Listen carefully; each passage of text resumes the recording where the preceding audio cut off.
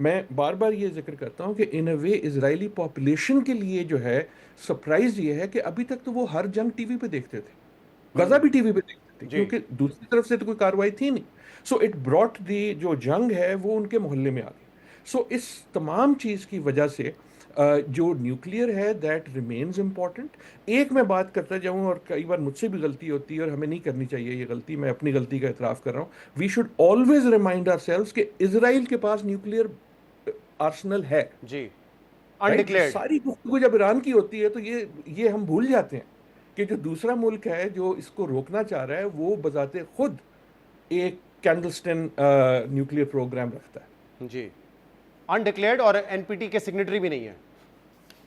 جی بالکل. اچھا، اس میں ایک کمپیریزن کیا یہ ڈرا کیا جا سکتا ہے کہ انڈیا کا بھی شاید یہی خیال تھا کہ پاکستان اب اتنا کمزور ہے فائنینشلی بھی کہ اگر ہم اٹیک کریں گے تو ان کی طرف سے کوئی جواب نہیں آئے گا اور ہم اپنا کام کر کے نکل جائیں گے. اسرائیل کے حوالے سے بھی اس خطے میں جو مڈل ایسٹ کنٹریز ہیں ان کا یہی ایک تاثر ابھر رہا تھا نا کہ اسرائیل اتنا اسٹرانگ ہے کہ وہ کوئی حملہ کرے گا بھی تو جوابی حملہ ان کو نقصان نہیں پہنچا سکتا اس آئرن ڈوم کی وجہ سے. بٹ ہم میزائل پینیٹریٹ کر رہے ہیں ان کی سرزمین پہ، تو یہ خوف تو ہے ان کے عوام میں بھی اور ان کی حکومت کو بھی. آئی ایم شیور ڈاکٹر صاحب. یقیناً آپ جی تیسری مثال بھی ایڈ کر سکتے ہیں یوکرین کی.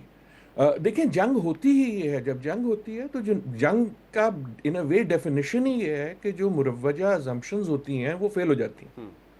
اگر رائٹ. مروجہ ازمپشن سب مان لیں کہ یار میں بڑا تگڑا ہوں آپ بڑے کمزور ہیں تو پھر میں جو کہوں گا آپ کر لیں گے. جنگ تب ہوتی ہے جب کوئی نہ کوئی یا اپنی ازمپشن کو اوور پلے کر جاتا ہے یا دوسرے کی اسٹرینتھ کو انڈر زیوم کر جاتا ہے اینڈ دین اٹ کنٹینیوز. ایک اور اگر گزارش just to wrap this part up, اس وقت جو ہے ہم جنگ کی جو فیز ہے وہ وار آف اٹریشن ہے.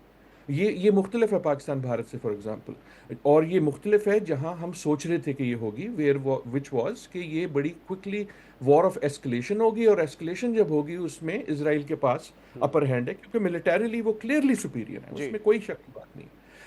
جب اٹریشن ہے اس کا مطلب یہ کہ میں ادھر سے ماروں گا تم ادھر سے مارو گے، میں پھر سے ادھر سے ماروں گا تم پھر سے ادھر سے مارو گے. یہ گیم اگلا سٹیپ جو ہے will have to be an escalation.